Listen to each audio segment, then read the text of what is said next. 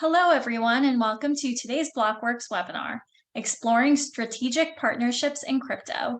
Today's episode is made possible by Bitstamp. I'd like to invite our speakers to unmute their lines and turn on video. During the webinar, please submit your questions to our speakers through the Q&A function at the bottom of your screen. We'll save some time at the end of the discussion to answer these. The session will be available on demand, and all registrants will receive an email once the recording is live. I'd now like to turn the event over to Blockworks Program Director, Graham Perry. Graham, please go ahead. Thanks, Jane, and welcome everybody. Thanks for your time today and really looking forward to this discussion.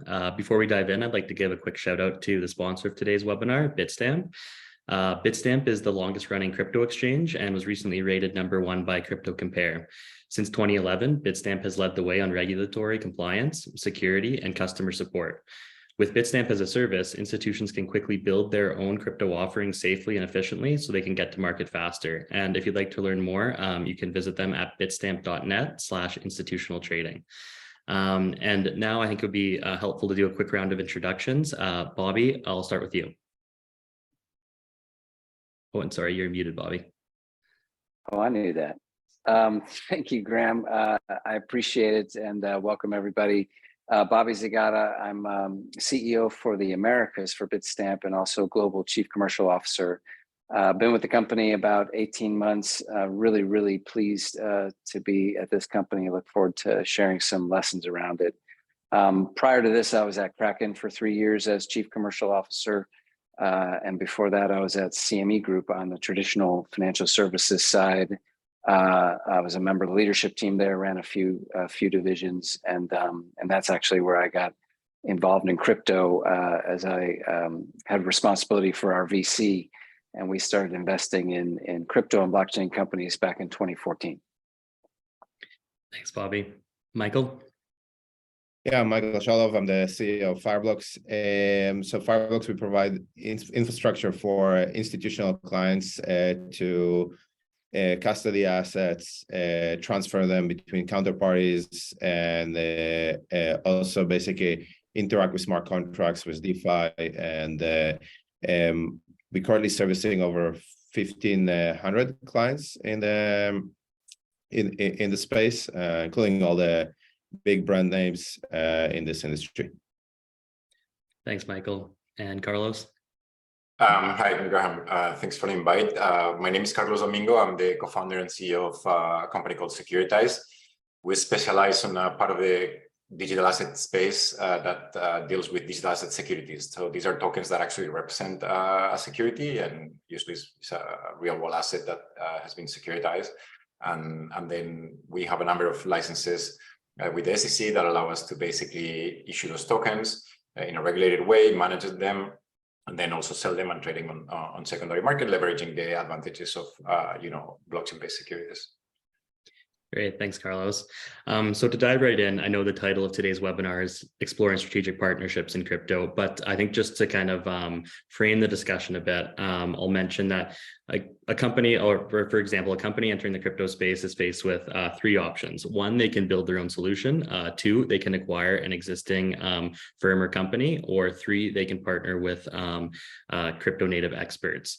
So of those 3 choices, I guess, what would be the benefits and drawbacks of each strategy, and why would a business choose one over the other? Maybe Bobby, I can pass this first one off to you, but anyone feel free to jump in with any additional points. Sure, happy to start the conversation. Yeah, I think there's a couple of really important considerations here, and we hear these a lot in our conversations with potential clients around our Bitstamp as a service white label offering. And the first one is time to market. So a key consideration here, particularly in a fast evolving and increasingly competitive space like the crypto world, time to market really matters. And I think more and more traditional financial services institutions and banks, for instance, are quickly realizing that if they don't have an answer for crypto, they're going to potentially lose a significant market opportunity, or even lose existing customers who might want to do more on another platform. So that's a key consideration. And then when it's crypto, the other key consideration is is expertise. So I think a lot of firms first start to understand what it might take to build this, and they maybe don't realize the level and depth of sophistication of this cryptography and this blockchain technology. So as you mentioned, Bitstamp's been in this for 11 years. The know-how around it is super important, I think, and I think a lot of firms find out the hard way that it's not something you can do overnight.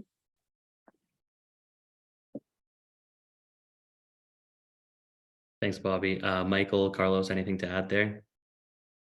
Yeah, I mean, I think from our perspective, both in terms of the way that we partner, and I think also in terms of who partners with us, right, is specifically, it is somewhat related to what Bobby said, is basically how do you keep the main thing, right, of what you do. So we have specific expertise around, I would say, cybersecurity, wallet management, custody, that kind of when you look across the board, right, there are people that have tried building it themselves.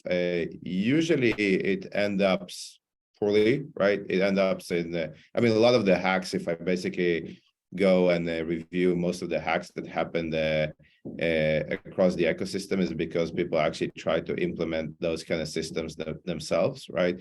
And those who haven't, and basically they somehow managed to survive, they usually ended up with spending a huge amount of R&D that probably could have been spent in the areas of their business that creates competitive advantage, right, for them, and not something that is very dedicated expertise, and also to a certain extent a commodity, right? I mean, one of the areas that we always look at is kind of, if a client buys our platform, it's not only a question of the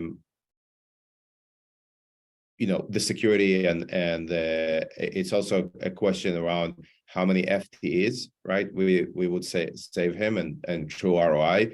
And I think that every time we look at it, there is always kind of positive impact in terms of, hey, you could have basically took those resources, put them somewhere else, and be much more effective with what is your main business. And similarly, when we partner with others, right? So as an example, part of our solution is integration with compliance check, basically software that checks for certain compliance attributes. And very early on, we partnered with Chain Analysis and Elliptic and others, right, where we have that integration. And the general idea over there was that, yeah, this is not the kind of stuff that we want to develop ourselves. This is a specific expertise, and maybe like adjacent to what we do. But I think we need to just recognize that there are companies that provide that, and they're best of breed, and it's better to partner with them rather than try to do that as part of what we offer, and eventually end up in a situation that we both wasting a lot of resources and also are doing poor job, and eventually that will reflect on our brand, right? So this is, I think, how we holistically looking at it. So for us, I think is that there are two different problems, right? One is when we look at what product we need to offer. This is an nascent industry, right? So many of the potential customers, they're not looking at buying bits and pieces separated and integrating, and they're looking at somebody to provide a whole solution. But obviously, we don't have all the pieces. So sometimes we need to kind of distinguish between what do we consider our core business that we need to build ourselves, because that's what's going to differentiate us in the market, versus what something is necessary to provide the solution, but it's not necessarily our core business or expertise. And I think custody, for instance, is a good example that we don't do custody, and then we integrate with qualified custodians that some of them use technology solutions like Fireblocks, some will use others, but that has to be part of our product, because otherwise we won't be able to offer the end-to-end solution. And then once we need to build something, then the question is whether build or buy. We haven't bought technology since we started the company, because we see ourselves as a technology company, but we've bought licenses because that's something that shortcuts the process of acquiring the licenses that we need to operate. So the two acquisitions we've done for licenses have been geared towards that thing. The other interesting area is that in what we do, because it's basically helping traditional financial service institutions and products to move them into the blockchain, I think there's opportunities to both partner or acquire traditional financial institutions. Right? We acquire a very traditional transfer agent that had a lot of expertise, but they were operating in a very, very different way, and that has help us accelerate the roadmap and modernize our product. And then the other thing that is interesting is when you look at who our customers are, whether it's asset managers or banks, some of them, they do not consider themselves at all technology companies, and therefore the conversation is very easy because they're looking for a partner that is going to provide them the technology infrastructure. That typically happens with the asset managers. When you talk to banks, it's a very different story because banks have large IT department, and many of them, they think that they can build everything themselves. And me having worked at a very large organization, I know that that's very complicated because of all the internal staff and approvals, teams, cost of doing something in-house, etc. But some of those organizations take that path, and the time will tell whether they are successful. But history shows that usually, for an incumbent in an industry, it's better to partner with a startup that focuses on something new than trying to build it themselves. Great, thanks everyone. That's really helpful, and just an attempt to reiterate some like the main points that I kind of picked out there on why a partnership may be favorable to the two options. It's time to market's a big one if you're going to build in-house, and then the cost associated with the R&D there, and along with choosing to partner with kind of best-in-class services and products instead of building your own, and knowing what your core business is and then what you can get I guess something better in less time by partnering. So I guess if we've established that in this hypothetical situation that we want to go with a partnership, then how would you approach identifying and evaluating potential partners? I can jump in again. I'll give you a lesson learned. So this is such a innovative and vibrant space, the cryptocurrency marketplace, that there's no shortage of possibilities. And I'm sure this is true for all of you. Almost every day I run into another interesting conversation with another interesting company doing innovative things in the space. What I've learned is if there is a potential partnership that can be identified in a particular area, don't jump at the first potential partner, even though the conversation may have actually created the opportunity. I think there's an important step that gets skipped sometimes, which is, okay, I've met this company, we have a potential synergy or a partnership to be had there, but before I lock in with them, let me see what other providers there are in that space that I could also consider to partner with, because you may find that there's another player that is a better fit for whatever reason, capabilities or otherwise. So regardless of where the idea comes from, sometimes the idea comes from one potential partner, but there's an important second step there, which is to scan the space to see what other alternatives there are before locking in on a partnership. And that's tricky. It's easy to talk about. It's hard to do because we're all moving so fast. We want to get there fast. But what I've learned is that's an important step. For us, the thing is, it depends on what the partnership is for, right? Like sometimes we have a gap on the product that we need to fill, and that gap becomes part of our product, even though it's a third-party service or technology. And that's the only way to do that within our product. In that case, you have to be very careful about who you choose, because you're in for a lot of pain if it doesn't work. And we've had some of those problems in the past, because then you do like a deep integration, APIs and blah, blah, blah, and that's it. And if it doesn't work for some reason, then from the perception of the customers, your product is the one that doesn't work. There's some areas where we actually want to partner with as many people as possible, because who uses that part of the product is driven by the end customer. And then we don't want to lock them into one particular thing. So that's in that case, we can be more loose if you want from a partnership perspective, because we have like a menu of options. But still, you have to make sure that the integration is going to work, that that the company does what it says that they do, because this keeps changing, especially when you touch like regulated areas. People say, oh yeah, I can do this in this state, and then suddenly they don't because they don't have a license, or the license requirements have changed and stuff like that. So It's kind of tricky because it's a moving target, and many of the areas in the space are not very well developed to be able to like say, okay, these guys are the leader by far, and therefore I need to partner with this company only. Yeah, well, I would agree with both Bobby and Carlos on this. I think that we have a pretty sizable partnership team that's mostly like when we looking for partners and sort of like business development opportunities, and definitely scouting the industry and looking under the hood across different players is important before you engage, just given the sheer amount of opportunities.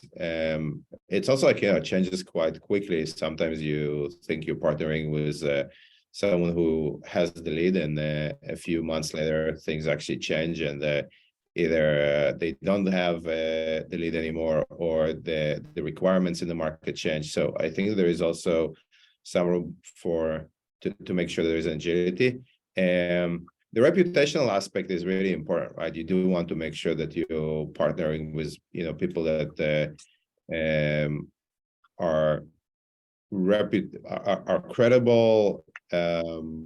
They have they have stake in the game. They have they've proven to be credible. And something that I occasionally see, to be honest, like on the other side, when we participate in bake-offs and we trying to secure business from clients, is that we're occasionally facing people that definitely they don't have the right level of specific referenceability, right, in the use case or what the client is trying to develop, whereas we are able to provide a lot of references. And I'm still sometimes amazed on how quickly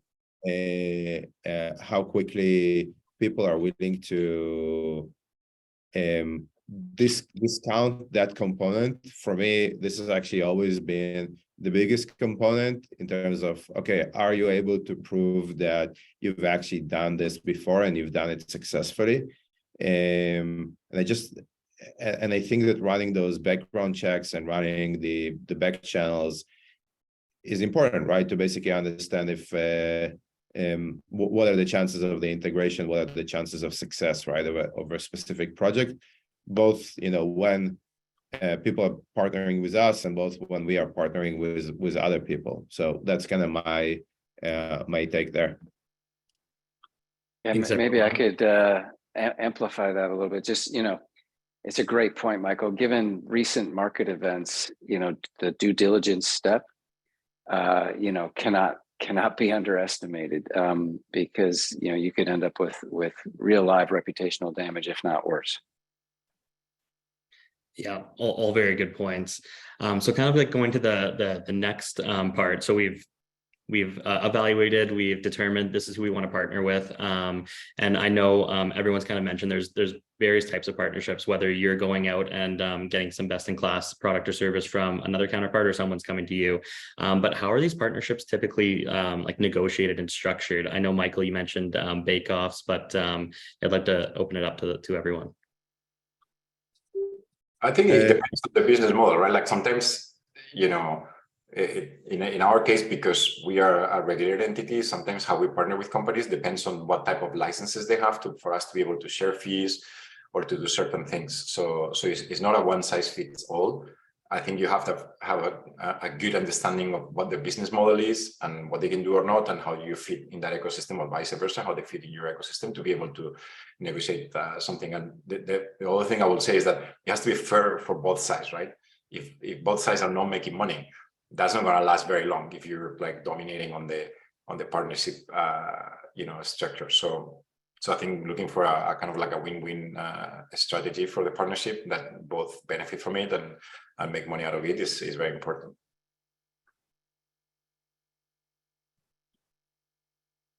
Yeah, I was going to say something similar, Carlos. It's got to be win-win. Otherwise, you won't muster the the commitment and the resource allocation that each side needs to do to make it successful. And so it's I think difficult sometimes. There's a lot of partnership conversations which start out as wow, we really like you guys and you like us, and let's work together, and very well intentioned, but when you get to resource allocation and prioritization to make the partnership actually come to life and generate money and generate value for customers and value for the partnered organizations, that's a different matter. So it has to be very win-win from the beginning, and I think it has to be undertaken in kind of a sober way around how is this actually going to add value.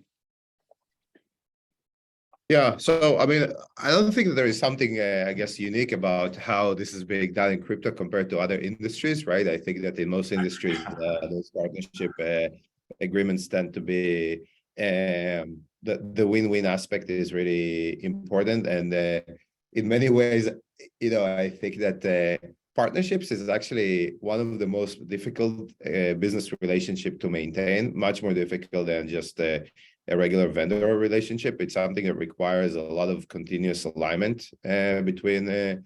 So I think vendor relationship is actually pretty. It's pretty simple, right, compared to a partnership, because in a vendor relationship, someone pays you, they know what they're paying you for.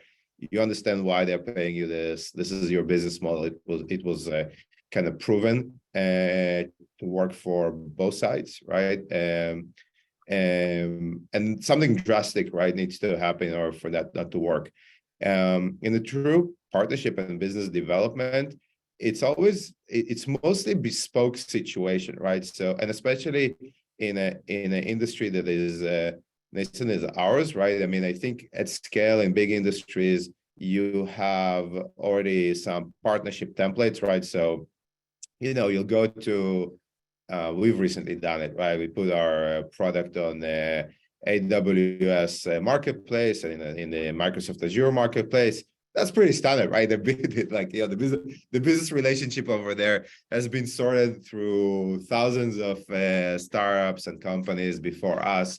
But I think in crypto, usually those relationships are much more bespoke, right? And everyone that you basically partnering with is a new and is a new arrangement and a new kind of thing that you're trying to do. So, partnering with channel analysis is very different when we're partnering with Figment. It's very different than, and then you need to be both very creative in terms of how do you structuring to be win-win, as people here said, but also to maintain that relationship and make sure that there is a continuous alignment after you actually launch it.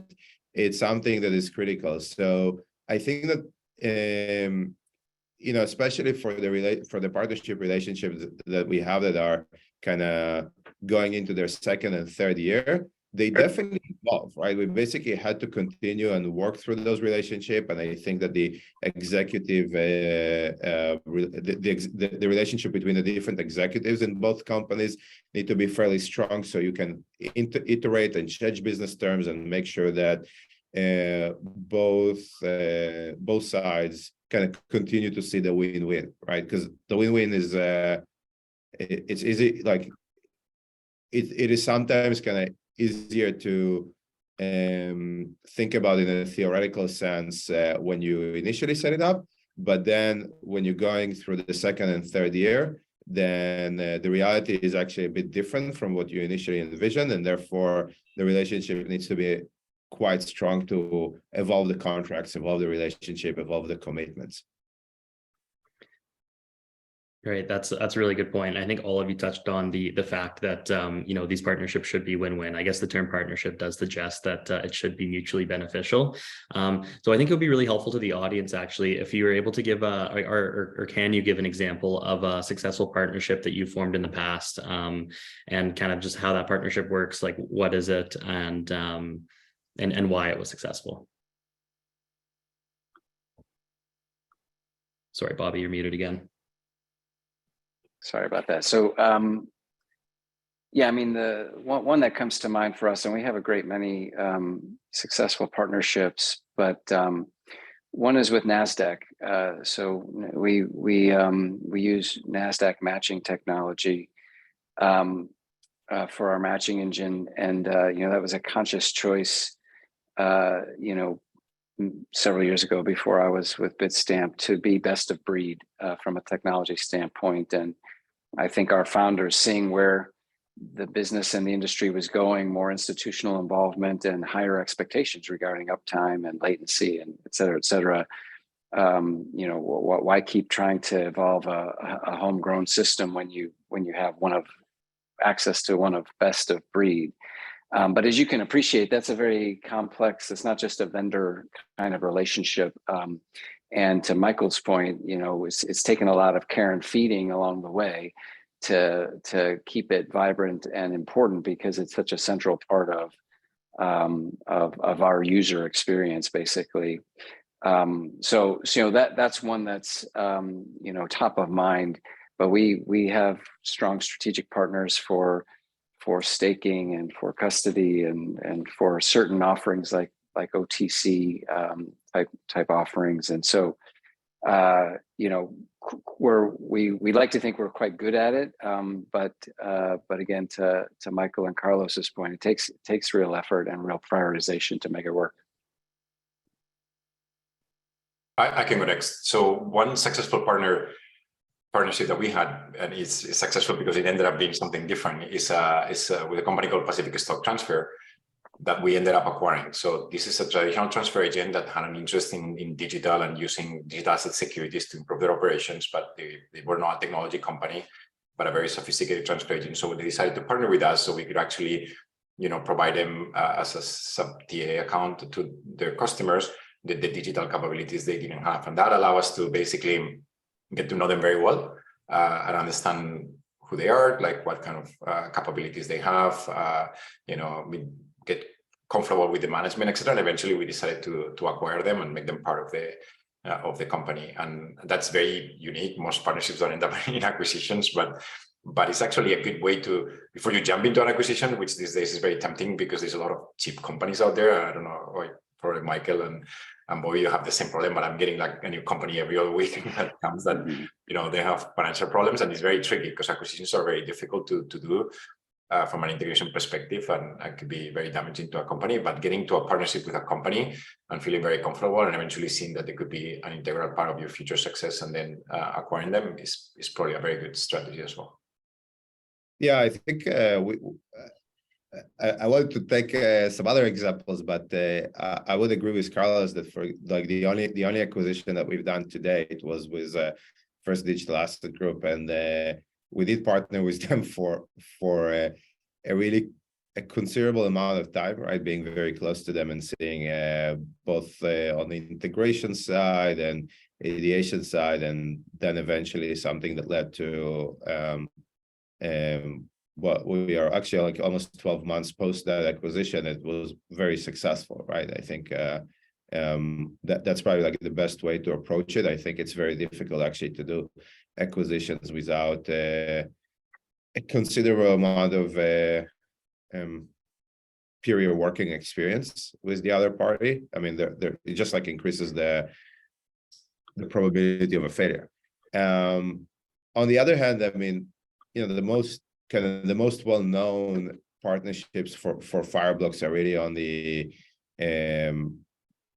AML compliance side, and the other one is really maybe on the staking side, right? Which are partnerships that evolved over time to true integrations and go to market. So I would say that definitely on the AML and compliance, the company that we're doing the most with is really Chain Analysis, and our integration with them actually started maybe 3 years ago, I would guess, and it kind of evolved. Through the years, from just like a technical integration to go to market to a reseller agreement and so on, and it has just been not only successful for, I think, both us and them, but it's been successful for our clients, right? I think that a pretty significant part of our client base is actually using that integration, and it became almost like a standard in the market. I mean, we have it with others, we have it with Elliptic, and we have it with other providers on that front. And also like on the staking side, I think we basically started with both a while back with both Figment and Block Daemon and a few others, to be honest, that eventually kind of through the stages of those relationships, I think we ended up with like the closest one to be with Figment. But the reality is over there, similar to what Carlos mentioned earlier, is that the ecosystem kind of forces you to partner, or at least to have integration with many others, right? Because I think on the staking front, although you can have the preferred partner that you usually go to market with, many cases you will have clients that they will have a specific requirement for a provider that is not your preferred partner, and you need to make sure that you accommodate that, right? So that's kind of the reality across I think most of those situations. But I think, like, for example, with Figment, I think one of the interesting things is that they're definitely not maybe being kind of in the early stages, the one that we envision being the biggest partner for us over there. But through a long through a pretty long relationship, they actually proven to be the fastest provider to really adopt their system, to do the integrations, and kind of the easiest to work with and the easiest to align with. So sometimes this becomes kind of the most important aspect when you partner with people. Thanks, everyone. And then just a reminder to the audience, we will be moving to the Q&A portion of the webinar in about 10 to 15 minutes. So if you do have any questions, you can submit those in advance in the Q&A function at the bottom of your screen. There's 2 points there that I want to dig into a little bit more. One is you all mentioned integrations. So I think that like the integration, the actual execution of the partnership is something we haven't really touched on yet, but is very important, obviously. So, and correct me if I'm wrong, but in my to my knowledge, like the way a partnership works is maybe you announce the partnership, there's the press release, everyone knows about it. Okay, that's really cool. But then kind of the real work begins of this integration. So how long does that typically take, and what are the resources required to I guess complete this successfully? I think integrations are tricky because they consume engineering resources, at least from our side. So when it's a partnership where, here are our APIs, go ahead and use it, or it's some sort of other partnership like co-marketing or going for customers, stuff like that, tends to be a lot easier to execute than when you need to like actual integrate a product, because it then takes engineering resources from building something else somewhere else in the product, and moreover, it's more difficult to unwind. Because then you have a technical integration and it makes it difficult to replace it by somebody else if it doesn't work. So in our case, we tend to like differentiate very well, what's a partnership that doesn't touch the product and engineering team versus a partnership that touch it, because if you touch it, then we have to be kind of extra careful evaluating the opportunity and taking the decision to make sure we're doing the right thing.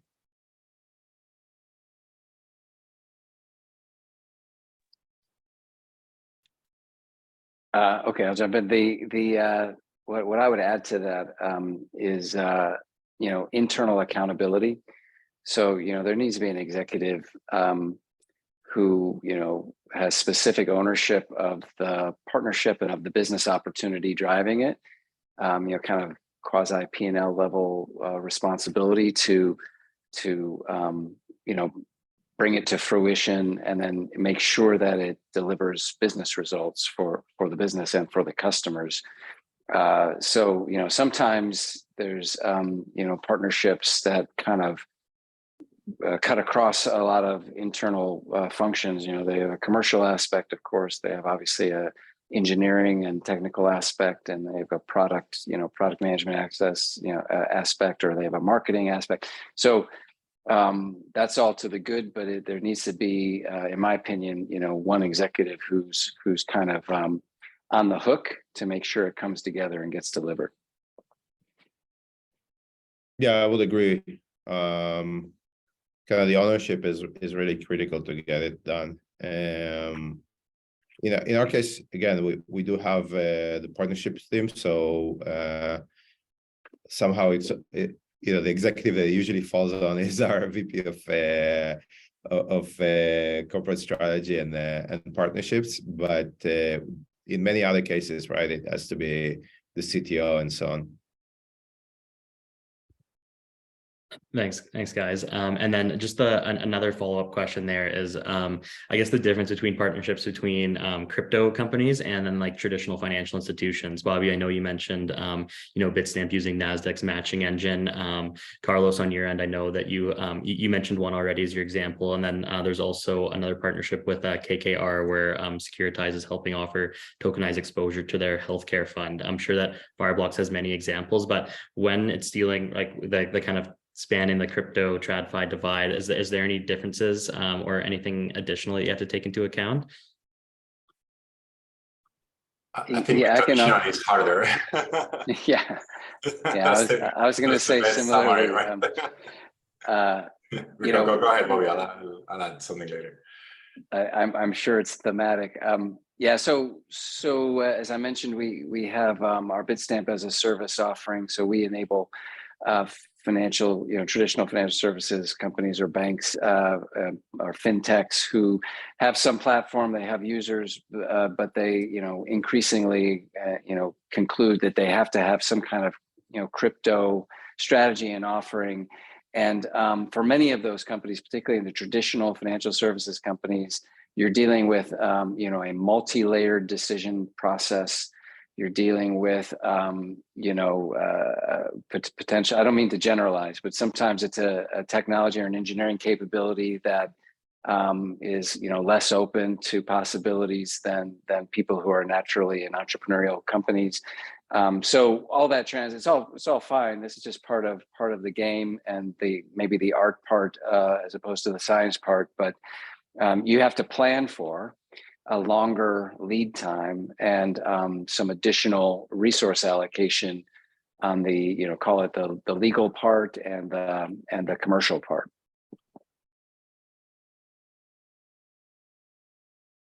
Yeah, I think the legal part is also an important one because you have to think about what happens also when you want to unwind the partnership. And sometimes that's also not well thought out because you enter the partnership with hope that it's going to work and not thinking about what can possibly go wrong. And, sometimes things go wrong. And that, being able to have clear terms of how you're going to, break the partnership and walk apart, it's also important.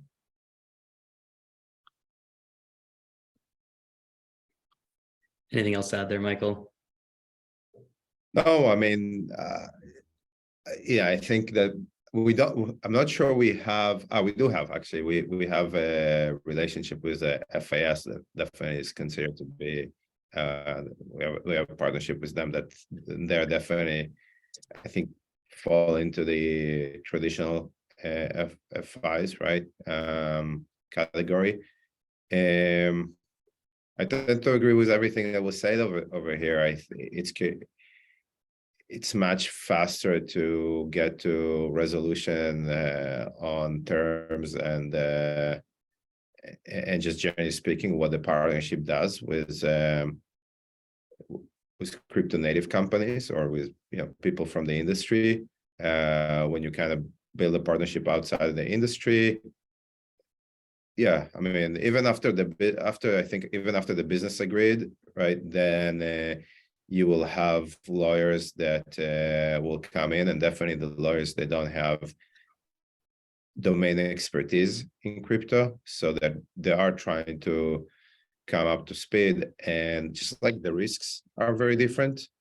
So the risks, and lawyers do think through risk, right? And there is a pretty steep learning curve in terms of understanding what are all the risks in this space that can take ages to negotiate, right, into an actual contract. It's also a nature of the size of the companies. Like, at least in our case, when we deal with, let's say, KKR, it's not the same that when we deal with a company in the crypto space in terms of size, right? So size also reflects the willingness to take risks and the speed of execution that you don't have in companies that are larger, because by nature they are more bureaucratic and conservative, as it happens to everybody that gets big enough, right? In crypto, we actually see it when we talk to the largest companies in the crypto space, that they tend to be almost as slow as, you know, the traditional companies, as opposed to smaller ones in crypto. So I think it's correlated with size to some extent.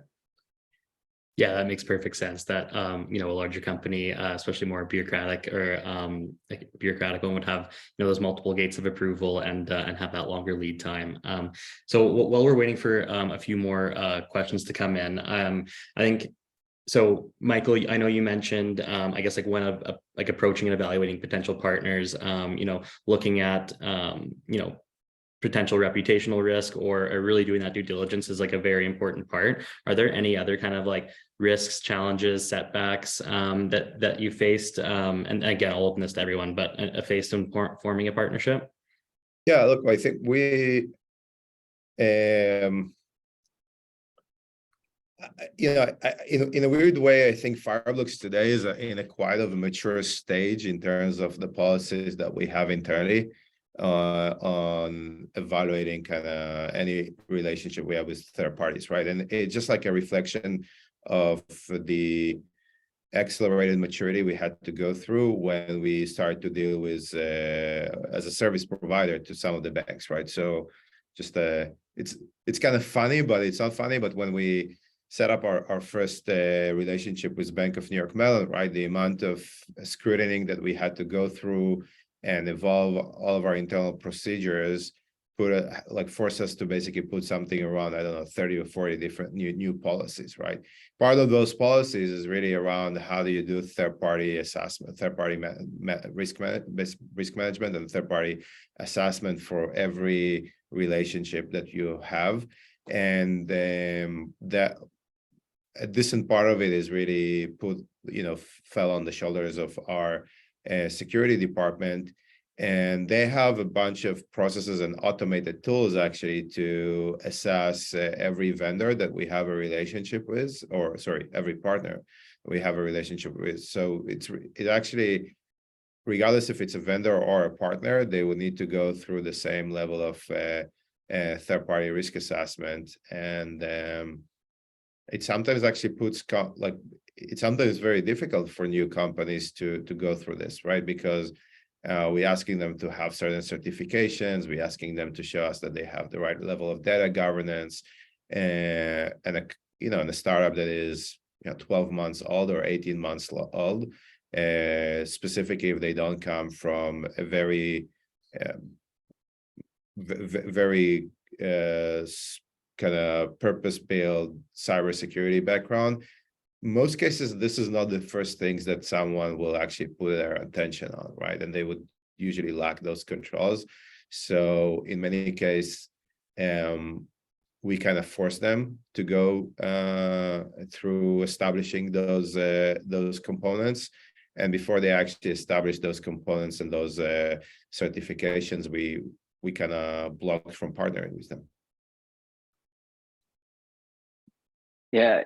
Just to add to that, I there's a cultural component here too, right? That maybe doesn't get talked about as much, but there's a cultural fit that I think is one of the determiners of success or failure for different partnerships, and the topics that Michael was just sharing about, are relevant. So, for instance, Bitstamp is very compliance forward, super regulated, and kind of high governance, I would say, organization.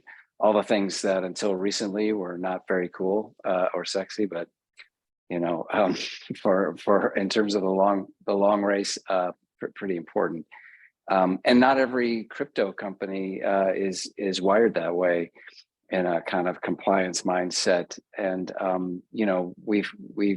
I can't think of an example off the top of my head, but I bet there are some where you just don't connect fully where from a risk management perspective with a potential partner, and you don't want to waste cycles on a potentially a bad culture fit.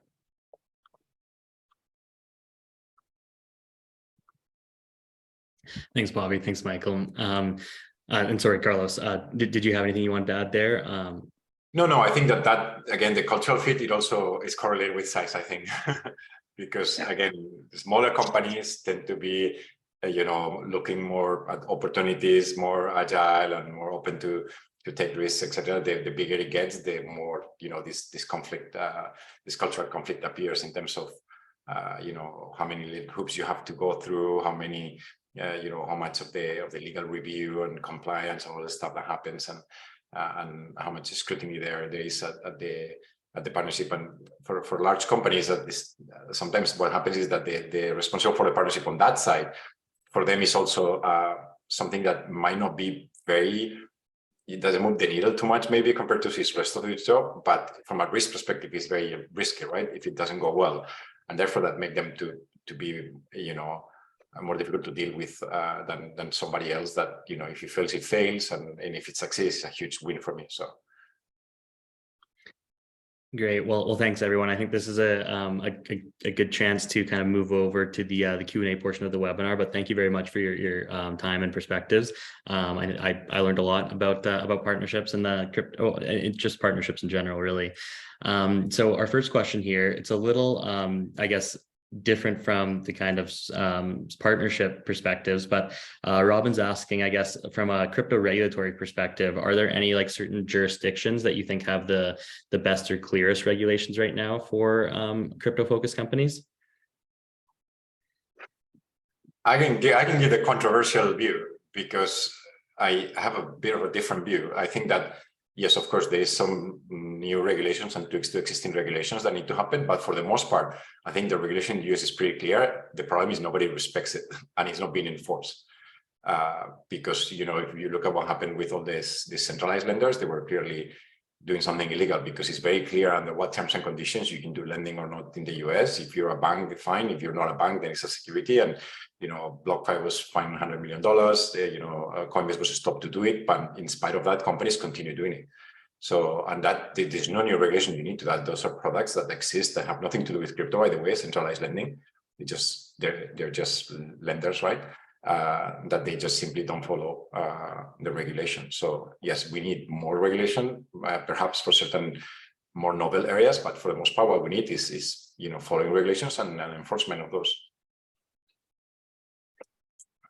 Yeah, I can add from an exchange perspective. I feel that there's still an unacceptably high level of uncertainty in the US regarding some of the basics, like jurisdiction.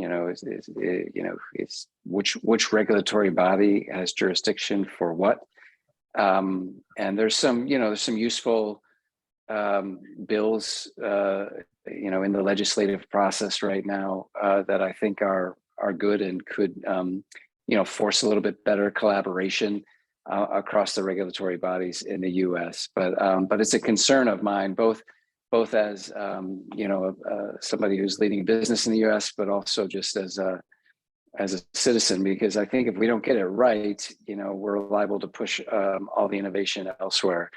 And we also have kind of a unique role that we play in the global financial system that is liable to change if we don't get it right. I think Europe, for instance, or the EU, with MiCA, has the chance of driving better clarity and more uniform clarity, a level playing field that is needed, for example. So yeah, interested in Michael and your thoughts.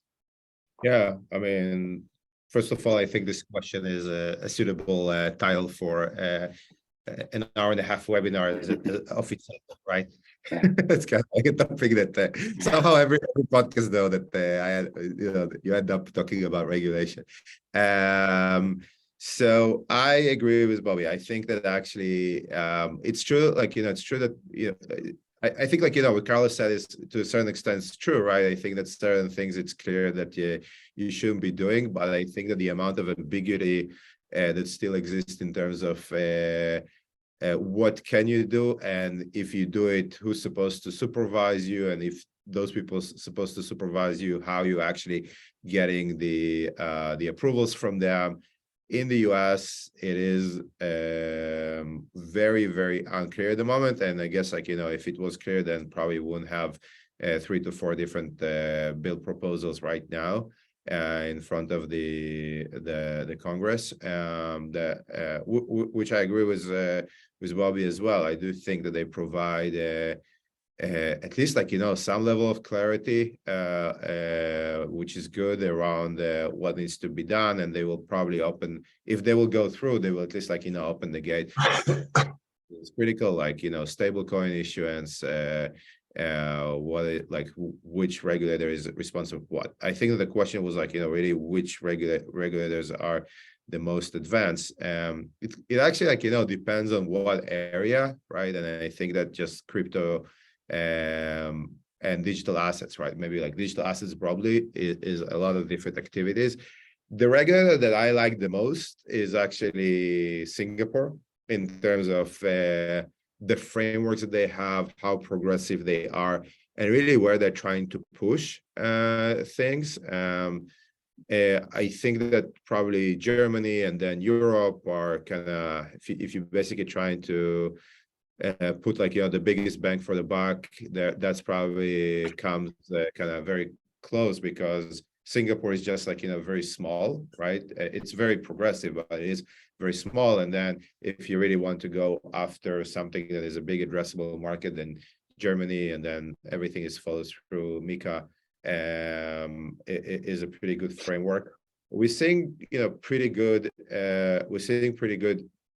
progress in areas like Australia, that the central bank over there and the banks are able to work together to create good frameworks around tokenization, around specifically stable coins, CBDCs, and hopefully other areas of securities. And then I think also Brazil, they're driving it really top down, and it's still not very mature, but I do think that, again, as a pretty big population, with really unique requirements that can be very interesting for crypto, I think that we probably will get there in the next 12, 24 months, right? To something that will be driven top down from the central bank and through the regulators.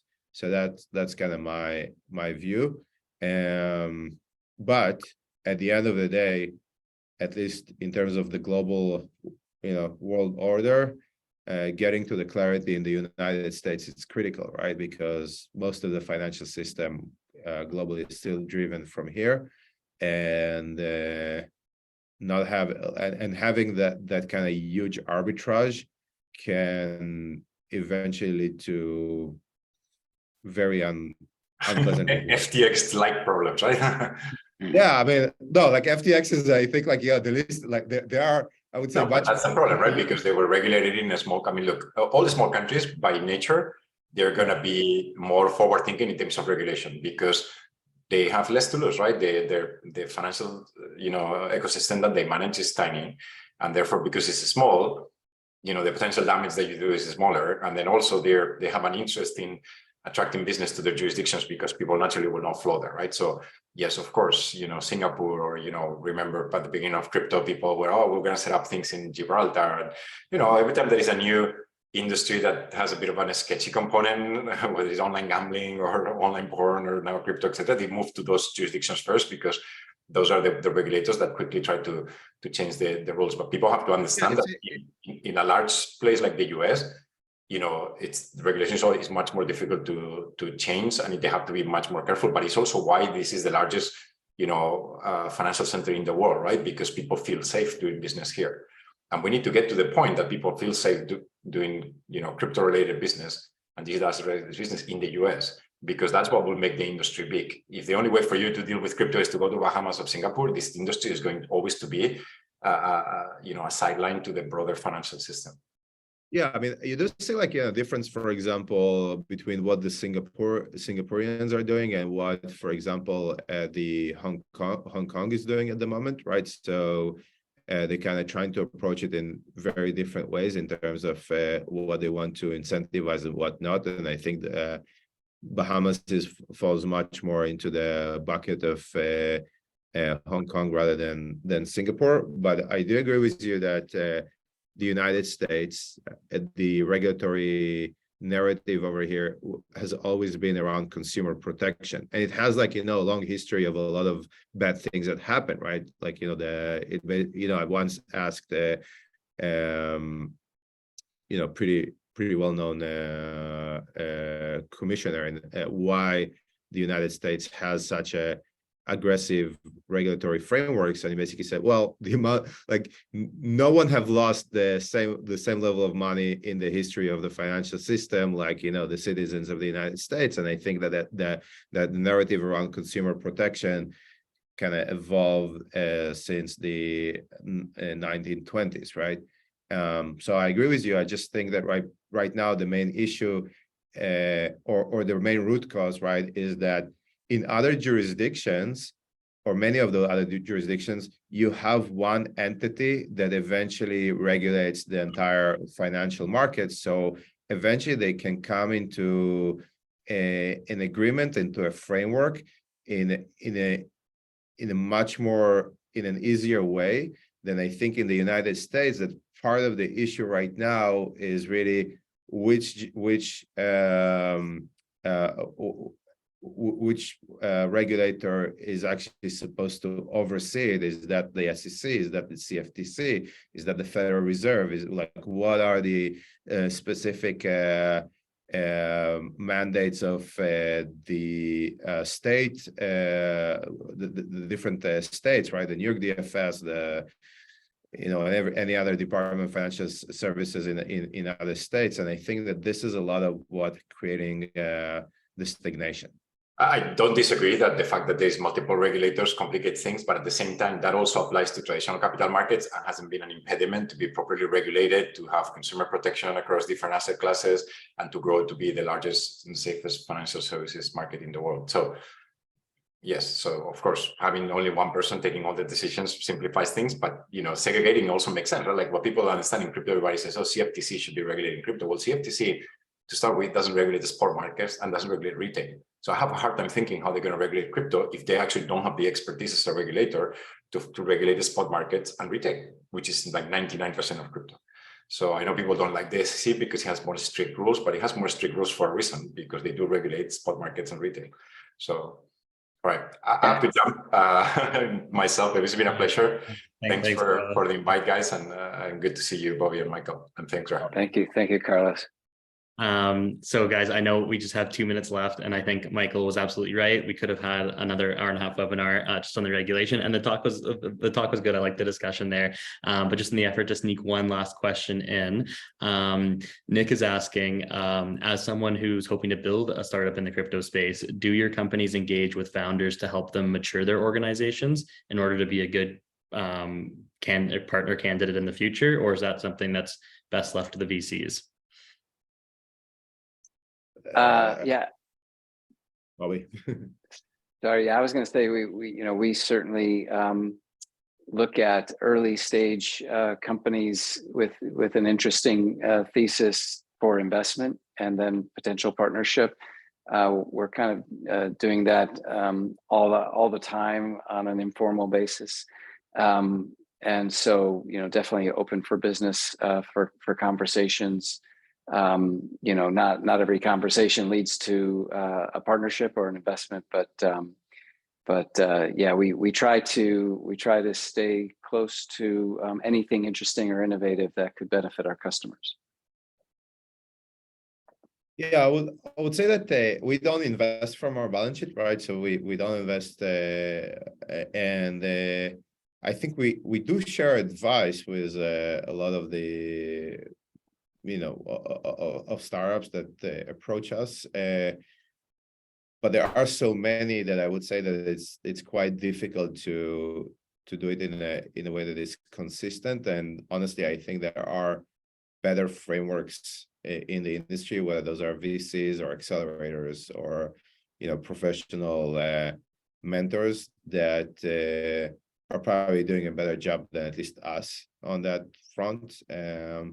We are looking to figure out how do we at least providing a program for startups to really use our infrastructure at the early stages of the development, which is, I think, the minimum that we can do to help secure the ecosystem and provide them best practices. One of the issues that I've seen consistently is that, you know, the first phases where people are trying to get up and running, they don't care about security, and eventually some of them actually become big, and it sort of catches you when you're least expecting it, right? So it's something that I think it's part of our responsibility to figure out how do we providing it to the ecosystem at the early stages, under the assumption that, of course, when you're engaging with early stage startups, not everyone's going to survive, right?